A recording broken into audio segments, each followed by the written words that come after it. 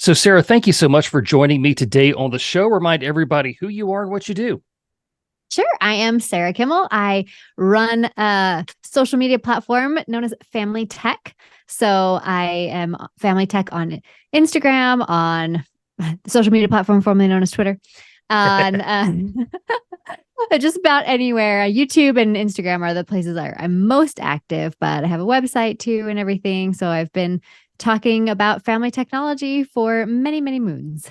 Very cool. You talk about the whole Twitter and X thing. I still call it Twitter. I don't think I'm ever going to get used to calling it X. I'm trying to force myself to say that, but it doesn't roll off the tongue like Twitter did. No, I always just now say the social media platform formerly known as Twitter. Like I can say that super fast because that's just all I can't call it X. I can't call it Twitter. So it's Hmm. the social media platform formerly known as Twitter. Nice. Very good. Very good. All one word.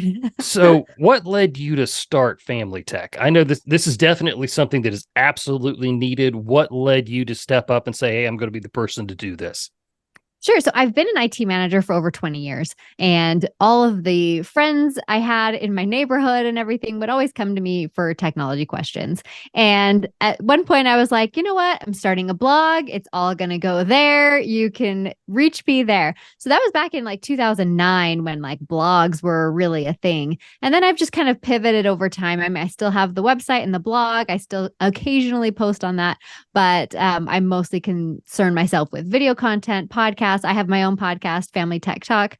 And so I'm just trying to help families understand technology. And since I have an IT background, I feel like I'm the person that can really help them do that. Absolutely, absolutely, and of course, doing this and being a mom, you're taking what you're learning and putting into practice in your household, whatever it is that's relevant to you, right? Yeah, absolutely. I have two teenagers. So my daughter just turned 18 a couple months ago, and my son is 14. So definitely right in the thick of the teenage technology problem. Very cool. So, not only are you an expert on this, you are dealing with it yourself. Exactly. Very cool. So, what are some of the exciting tech products or apps that are coming out this holiday season that we need to know about as parents? So the first one, it's already come out, but it's going to be very popular this year, and that is the Oculus 3. Mm, So it's the upgrade from the Oculus 2, or the Meta Quest. yeah, Again, this right. is one of those name changes that I can't quite get my head around. So the Meta Quest 3 is a huge upgrade from the Quest 2. It has a lot more pass through, so it's got cameras on the outside. The Quest 2 is really kind of black and white, and it doesn't really feel like you're in the environment. I mean, it does, but it doesn't. But with the Quest 3, like I really feel like I'm still in my office, or I'm like, I could even cook while there's like a cooking video playing and everything. Like you can do a lot with this headset because of the pass through is so good. Very cool. I'm also excited about the Apple Vision. I think that's going to Yeah, be kind of like one of these really cool things that's going on. So yeah, and I'll ask you a little bit more about VR kind of going forward. sure. What else is out there that you think is going to be a fun tech thing that parents need to understand before they bring it into their home? Yeah. So gaming consoles are always a good go-to for the holiday season. It just really depends. A lot of people are confused, which gaming system should I get? There's Xbox, there's PlayStation, and there's Nintendo. Those are the big three, right? And so they're kind of confused, like, okay, well, I have teenagers, but I also have young kids. Like a teenager would be more interested in like maybe the Xbox or the PlayStation. The young kids would want maybe the Nintendo Switch. So it's really going to be specific to your family as to kind of which direction you're going to want to go with that. So with the PlayStation and the Xbox, they actually have exclusive titles on each of Mhm. them. So you would want to figure out like which games your kids want to play, because if you're going to get them a PlayStation, but they really love something that's an Xbox exclusive, then, it's going to be kind of a letdown for them for sure. But the Nintendo Switch, I'm going to say the big game for this holiday season, we actually already bought it already. Like three of my family members have already beat it. It's Super Mario Wonder. If you Oh haven't yeah. checked this out yet, it's the best game, especially for the nostalgia aspect. It has a really similar feel to Super Mario World from the Nintendo 64. And so you really get that like immersive experience where I feel a an attachment to these old Super Mario games, but it's in a like really new environment and it looks great and it's really fun to play. So Super Mario Wonder, if you have if a Switch or if you're buying a Switch for your family, definitely check that game out. Very cool. Yeah, it's neat how these things have kind of come back around from when I was my son's age, wanting to play Super Mario and all that sort of stuff. And here he is now playing it, but it's much different. There's sometimes an online aspect to these games. So it's not, it's not like the cartridge that you used to have to blow on to put it in to get it to work. It's much more robust than that now. Yeah, for sure. And the Switch is a great product. The one Mhm. thing to be aware of with the Switch is the Switch Lite won't connect to a TV. So it's Mm. basically just like a DS. And so be careful because the Switch Lite is going to be a lot cheaper. So you might be inclined to go that way, but you can't take the controllers off and connect it to a TV. And so you want to go with like a full Switch if you want to play it on the TV. So just be aware of that distinction. Yeah, my son has I think the first version of the Switch, not the newer OLED. And what was Mhm. cool was you could take the Joy-Cons off, kind of pass them around, and we played whatever the little like Mario Party games I love game Mario was. Party. It's so Yeah. great. Yeah, and we Yeah. did that as a family. It's just goofy stuff that just gets you laughing and playing together. So yeah, like your kid can have alone time playing on the Switch, but also you can have that family time of being able to play and all interact together and all that. So that is neat. Yeah, yeah. I mean, really, the Switch is fun for all ages. Like, this year I got a Switch for myself too, so now like every member of the family has their own Switch. but but it's so fun. Very cool. Yeah, my son, he started off on a Switch, saved up some money. He got his own Xbox because he really wanted to be able to do Roblox. So we monitor Sure. him strictly on Roblox for everybody who's listening. Yes, I'm very aware of what happens on Roblox. But like he will play Fortnite on the Xbox, and I will sit and play on his Switch, and we will team up together and play, which Great. is a lot of fun to be able to do that with your kids. So, Yeah. if you're thinking that you're going to get a gaming system for your kid and then you're never going to get to interact with them or never going to get to play with them, there's, as Sarah has just said, there's a ton of options out there for you to be able to play along with your children. Yeah, for sure. And like I said, all of us are having so much fun playing with Super Mario Wonder.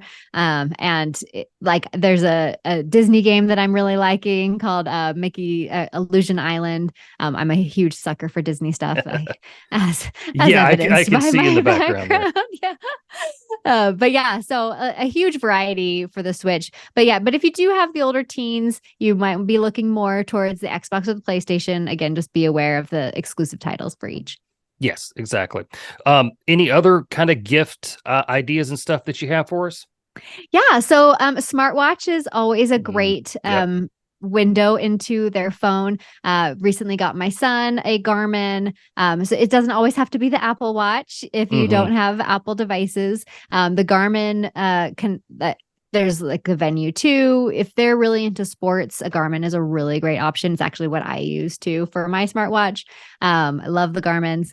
But there's also the Samsung watches. There's Google Pixel has watches, and so whatever kind of ecosystem you like, you can go with any. But again, with the Garmin, you could really pick. You could have an iPhone or an Android device Yeah, because the that's great. Garmin isn't really.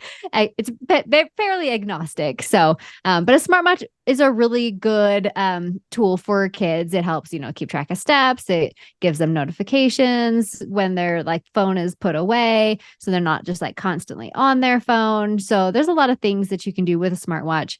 And then even, well, I think we'll get into this a little bit later, but even if your kid doesn't have a smartphone, you can still get them a smartwatch. And there's a lot of different options there too. So that's kind of a fun communication device for the kids too. Right. And it's something that it's cool. It doesn't necessarily look like it's, some of, I mean, like the one you just had here, it doesn't look like it's a child's device. It could, be, Right. it looks cool. It looks acceptable. It looks like something like an adult would wear. Yeah. And I've got the Apple Watch on. It's funny because I had a Garmin Connect, and I like Garmin. I love their GPS tracking. I think they do a phenomenal job at that. Yeah. And I keep thinking I want to go back to it, but I mean, I had 2 phone calls on my watch yesterday, and Right. it's just like I can't go back to something that doesn't do that. Yeah. Because that's one of the things that I like for like an emergency situation. I can make a Mhm. call right from my wrist. So if like I'm in a wreck and Yeah. my phone gets tossed out of the car or whatever, I can still have this thing on my wrist. Your kids can have this thing on the wrist to be able to communicate with you in the event of a crisis, which I think is a really strong argument for having one. Yeah, absolutely. Yeah. So I don't want to sit here and make you tell me every holiday gift that you have. So we talked earlier about virtual reality and the newest version of it that's come out. Explain to everybody kind of who may not know, what is virtual reality. I know it's more popular now, and what is it that parents need to understand? What makes it different than an Xbox, an iPad, and all of that? Kind of give us an overview of VR from a safety perspective. Sure. So if you've seen Ready Player One, great movie, but that's basically what VR is. You are immersed in a different world. And so there are things that have like more mixed reality or augmented reality, where, like I was talking about with the pass through with the Quest 3, where you can really see your real world environment. But there are Mm-hmm. games that are also just completely immersive. So, if you're in something like Gorilla Tag, you're literally inside the game and you're playing, and you can be really active. So there is a good active component to VR, like VR games and VR headsets, that is more than just like trying to play a game from a controller. And so I like that part of it, where they're getting up, they're moving around and being active. So that is one really cool thing about VR. From a safety perspective, there are some things, especially with the Quest. I'm like, wait, Oculus or Quest? I Yeah, I keep know. I use them both interchangeably myself, Yeah. so I get it.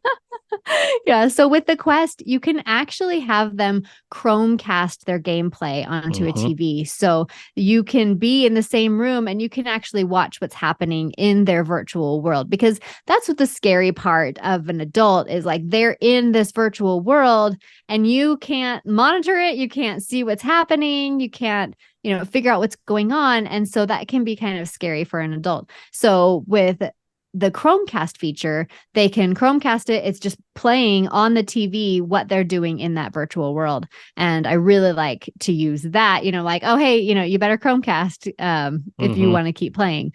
And then you can also set up parental controls. So the Quest is tied to a Facebook account. Mm-hmm. And you can set up your parental controls through the Quest app on your phone. I thought it was still called an Oculus app, but I don't remember. You know what? It's on Um, my phone. Let me look. You keep yeah. going. Mm. Yeah. So the app, you can set up parental controls for your child's account. They are allowing more younger kids to have a Oculus or gosh, I can't do it. I can't do it. Okay, so it is MetaQuest. That's what the app is. It's Yeah, yeah, called yeah. Okay. MetaQuest. But if you just whatever you want to say, just go with it. We understand what it is. Yeah.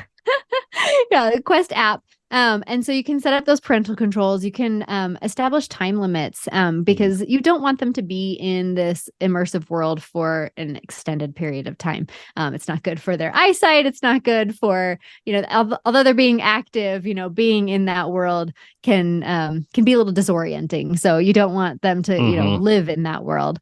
And so definitely set up the parental controls, establish time limits, have them Chromecast their gameplay, and that can help keep them safer. Yeah, we do that in our house. We have them Chromecast. I had to actually go out and buy a little Chromecast thing because it wouldn't go to Roku because we had a Roku. I Oh, thought it would sure. cast to it. It doesn't. Yeah. So I had to go out and buy that. And there's some cool stuff that's on there. One of the things that we did was we watched so YouTube has a virtual reality and I'm sure you know this, like menu that you can go through and just see stuff that's recorded for VR. And we did one where it was you were a pilot of a 747 taking a short trip, and so they had this 360 camera in the cockpit with these Right. guys, and they flew the plane and landed it. It was really cool to see, but I had to stop after a while because I'm like, this is making me nauseous, you know. Right. So there is kind of that aspect to it, but I will say with the YouTube VR videos, there are some strange ones that are there that you probably don't want your kids seeing, so you may or may not actually want to let them have access to YouTube on it, but definitely Chromecast what they're seeing on the TV to help you monitor what's going on. So that's fantastic. Yeah, um and there's some asynchronous games that you can play with your kid who's wearing the headset, like that you don't okay. have a headset. So one of my favorites is Acrons. And so basically they're like a squirrel and like you're trying to collect acorns and like so you're on your phone or whatever and you're collecting the acorns and they're throwing acorns at you and things like that. So it's real there's about 5 or 6 games that are like that. I think one is nobody talk or everyone explodes or something like that where you're like where you need to work together to disarm a bomb and things like that. So really fun ways to play with your child who is using the headset where you don't have a headset yourself. Yeah, that's cool. I'm gonna have to check that out now. I didn't know that that was a thing, so that's Yeah, awesome. Acrons. Yeah, download Acrons today. I Okay, promise you'll yeah, all have so right. much We'll fun. go try that when he gets home from school. That'll be good. Yeah. So I'm sure everybody, who's listening to this, their kids are probably like, "Hey, I want a smartphone for Christmas." I know you have answered this question 10,000 times before, but for the new people who are listening to this, what do parents need to consider when they get their kids a smartphone? So really, if it's their first smartphone, I would definitely look to some of these kid-safe smartphone devices. So, but what you want to figure out, because there's so many options. So there's TrueMe, there's Pinwheel, the Guardian has one, TerraCube has one, Bark has their own now as well. So there's a lot of options, and they all kind of have their own pluses and minuses. There isn't one that I really dislike. Well, I don't like Gab, but that's the main one I would recommend to not use. But all of the other ones have kind of their pluses and minuses where like, okay, well, this one, if you want your own phone service. So like if I have Verizon and I want to just add my kid's device to my own service, then Pinwheel is the way to go. If you want to pay them for the service, but you want to be able to have a kid safe web browser, because some of them don't have a web browser. So Mm-hmm. then maybe you would go towards Pinwheel. If you don't want a web browser, go towards Pinwheel. If you do want a web browser, maybe TrueMe is the best one for you. So I would just really look at all of the features of each device and see which features are important to you. And I think that's the biggest takeaway there is, okay, it's really important for me to have a web browser. Okay, so then this eliminates these ones. And it's really important for me to be able to add all the apps that I want, then maybe Mm-hmm. you want to lean more towards Bark, So there's because and each of them have their own kind of curated app store where like, it might not have the app that you need for your kid's sports team or something like that. So, Yeah. Definitely check out what apps are available on each one and go from there. So that's one thing I would be aware of. The other thing I would really be aware of, because a lot of parents will just be like, okay, I have an iPhone, so I'm going to give my kid an iPhone. That's probably the worst situation that Yes, you I would could be agree. in. Yep. Yeah. Kids with an iPhone is almost impossible to monitor. Parental control applications that are third party are very easily circumvented with an iPhone. So it's not the best device to give to your teenager. If your kid is like 17, almost leaving the house, sure, get them an iPhone. At that point, I've pretty much let go of all of the parental controls and things like that. And so, yeah, fine, you can have an iPhone at that point. But prior to that, when you still need a lot of management and a lot of monitoring, I would recommend highly, highly that you get them an Android device. And if Yes. I have an iPhone and my kid has an Android, I can manage that device just as easily as I can if I have an Android. People ask me that all the time. Like, hey, I have an iPhone. Do I need to get myself an Android to get my kid an Android? I'm like, absolutely not. You can keep your iPhone. You can manage it exactly the same. The opposite is not true. So Mm, if I have an Android and I get my kid an iPhone, it's almost impossible for me to manage that device because you have to have an iPhone in order to manage the built-in screen time on the iPhone. right. Yeah, you have absolutely convinced me that Android is better for kids than the iPhone is. So I am in was it Tanya Jordan's Facebook group, Technology Parenting World, some of those letters. Yeah. And I was scrolling through earlier today, and it was like 90% of it is how do I fix this on an iPhone? My kid Right. circumvented this. I set this, Yep. it's no longer there. And it Yep. just seems like it's a headache to try to monitor a kid on an iPhone. As much as I appreciate the privacy on an iPhone from an adult perspective, Right. it just doesn't translate to kids.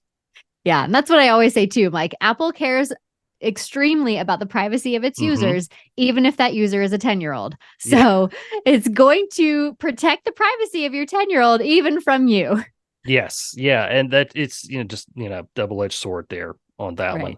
Right. So for families who have kids who are asking for smartphones and the families are not ready for smartphones for whatever reason, what are some, I hate to put it this way, but what are some arguments that the parents can come up with to say, hey, you're not quite ready? What is some things that they can say to help them understand that this is a big responsibility that they're just not ready for yet? Sure. I mean, one of the big things is how well they take care of their toys and the stuff that Mm, you have already given them. Say they have a Switch and it's always on the floor or something like that. You're like, okay, you're not taking care of the devices that we've already given you access to. And so, that we're going to have to work on that before we even talk about getting a smartphone.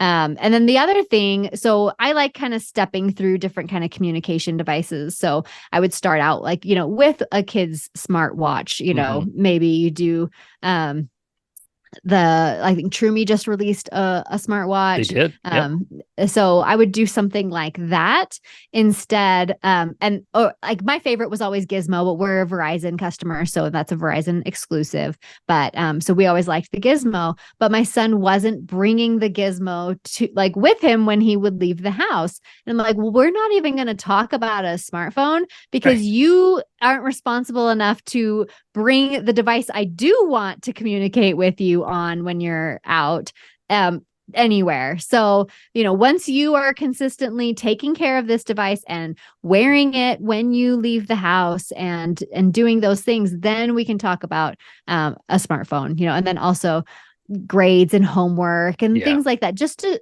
things that can show responsibility. And then we can talk about getting a smartphone. Right, right. And I think the underlying message that I hear you saying in a lot of this is when you decide to bring a smartphone into your house, you can't just hand it to your kids and just assume that they're going to make good decisions on it, right? You kind of have to coach them through it. Yeah, absolutely. So I actually have a technology contract that is on my website where you can download. And there's a lot of things that you need to talk to your kids about, help them understand before you hand over that Hmm. device. And, so it's got, basically things that you should just know. And that's like, there is no privacy online and things like Right. that. Where I'm like, okay, yes, I understand this. I understand this. And then there's the rules, okay, it's going to be shut down from this time to this time. And you're not going to use it when you're talking to another human and like at the dinner table it's put away and things like that. And so they're the rules for them, and then there's actually rules for the parent too, where I'm like, I'm going to approve maybe time extension requests in a timely manner. If I'm driving, of Hmm. course I'm not going Sure. to Right. respond to it, but you won't have to like nag me continually for these like time requests. You'll know why. Or I will do the same thing. If I am talking to you, I will also put my phone away. And so it kind of has a whole like contract aspect to it where I'm making promises, they're making promises, and then the things that we should understand. So, that's really important. And the one thing that I really like to help them understand, because I don't really like to give a smartphone as a Christmas gift or something like that, because that kind of gives a sense of ownership. And good point. Yeah. And so like, okay, this is mine. And that's not really where you want to be with that. And I always talk about it like a game. So when you buy a game, you don't own that game. You own a license to play that game. And so it's similar when I give you a smartphone, you do not own this smartphone. You have a license to use this smartphone, and that license can be revoked at any time if you break any of these rules. I like that. I like that a lot. So artificial intelligence has pretty much inserted itself into every aspect of our lives now. Like, I mean, like all of these features that I had, I mean, all these softwares that I was using before, and it's like, well, now there's AI in it. And I was like, right. I really didn't want that, but okay.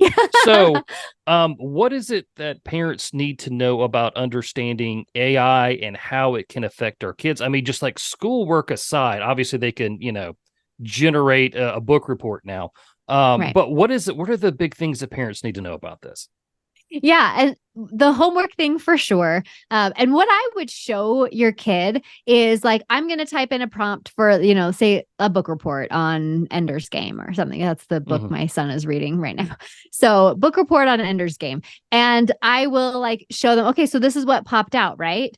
Okay, so if you write this same prompt into ChatGPT and it gives me this, if it gives you this prompt, then like as a teacher, you don't think I'm going to also do that? And I will see exactly what is the result. And if I'm going to compare that, I'm going to know that's where you got it from. Right. So I would just show them how easy it is, like, to be caught in cheating if you're trying to use it for your homework.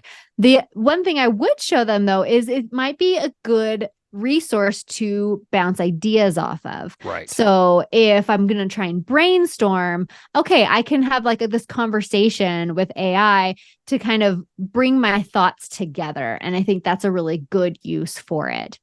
Yeah. The other thing sorry, go ahead. No, I was going to say, I've done that before, like with my podcast. It's like, I've never ever put in something and copy and pasted it and just put it into it. But I would never do that. Technically I did do that because I did a comparison of, this is what ChatGPT says about home security. Yeah. This is what I say about home security. And we're going to compare the two. So good. And it's not necessarily always right. But I also think the teacher is like, well, hey, wait a minute. The vocabulary of this student has gone up exponentially all of the sudden. Wow, that's great. Did he just learn that? No. Yeah. But yeah, what else do you want to talk about?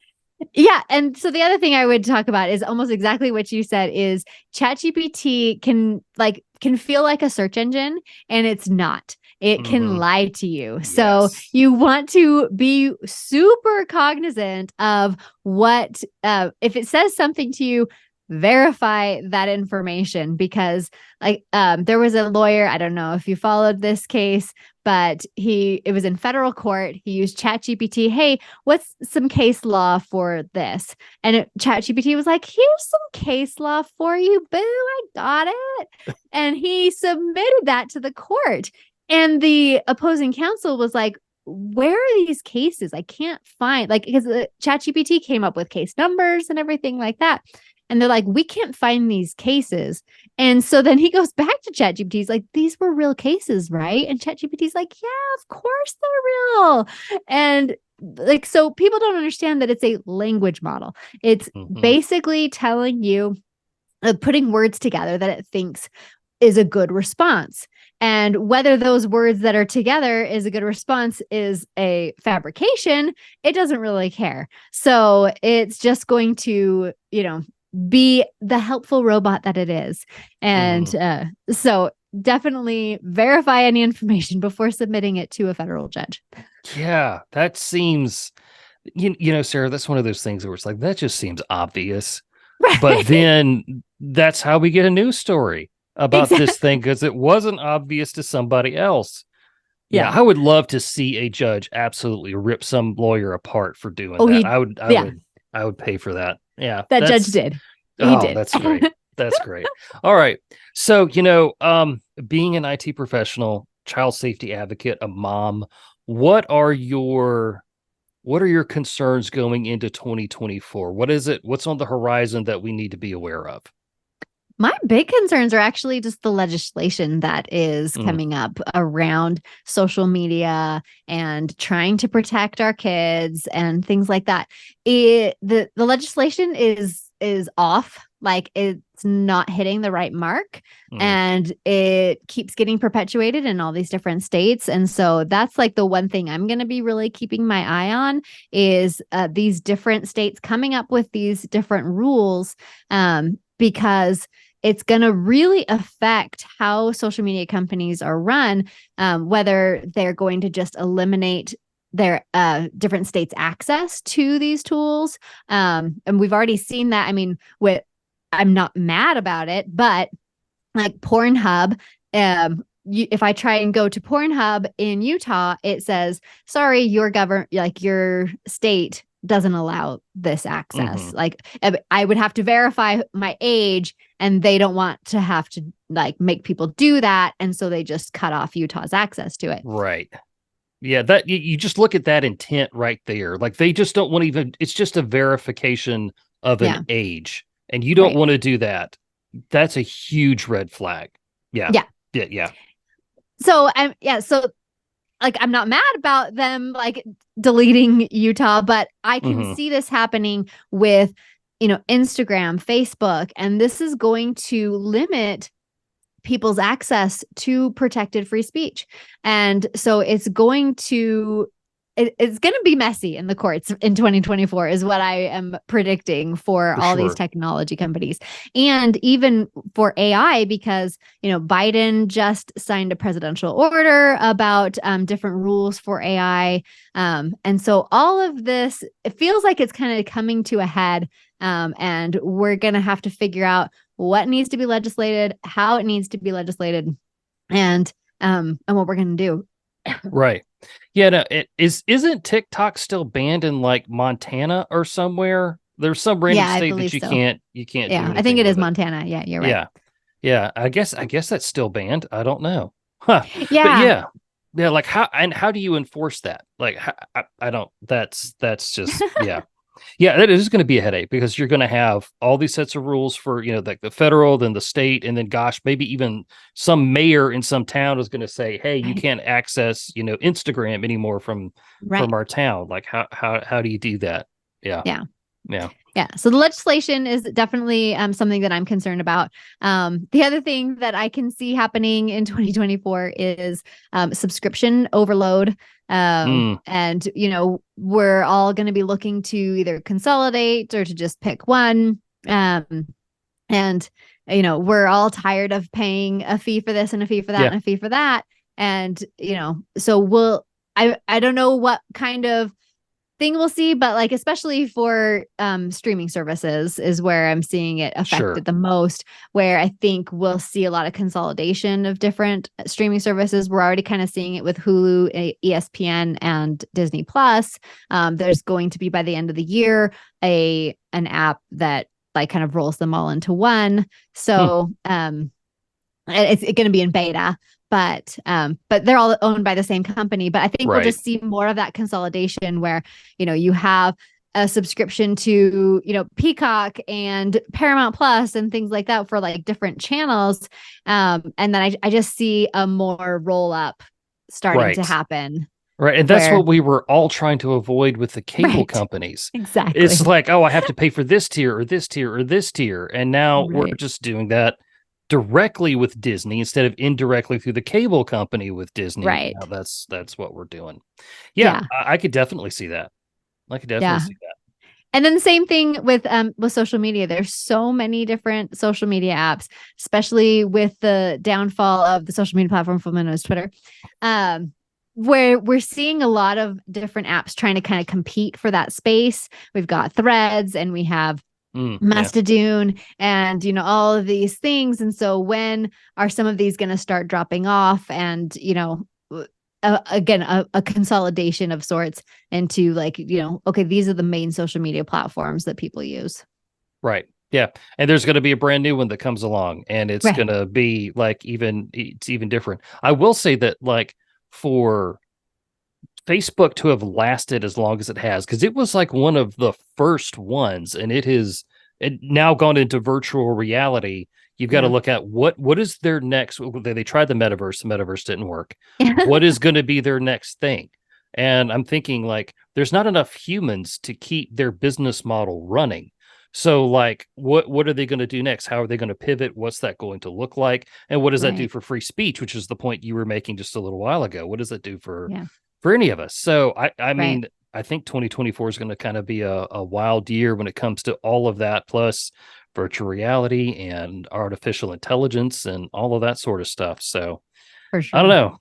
Do we just unplug it all? Is that it? Is that what we Yeah. do? We go back to Never. 1980s, Never. you know? I know I can't. I think about that because, I grew up, I was born in the early 80s and I've witnessed the proliferation of all of this stuff. And I sometimes kind of wish we could just go back to it's just a house phone and a TV with rabbit ears. But then also, like I was saying with my watch earlier, I don't think I can not have a phone conversation on my watch.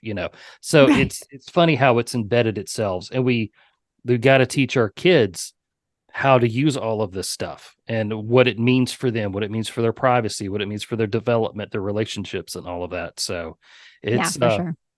it's fun, and that's why we need people like you. So Sarah, thank you for talking with us today. Thank you for doing what you're doing because I absolutely learned from you all the time. Where can people find out more about you and your platform? Yeah. So again, I'm family tech on all platforms, even the random little ones that you've never heard of. I sign up and I get family tech as my That's handle. smart. Yeah. And then you can check out my podcast, Family Tech Talk, as well. Very cool. So, Sarah, thank you so much. Happy holidays to you and your family. Thank you for helping us set up our holiday list and understanding what we need to do for families. I sure do appreciate you. Yeah, of course. Thanks. Always happy to be here.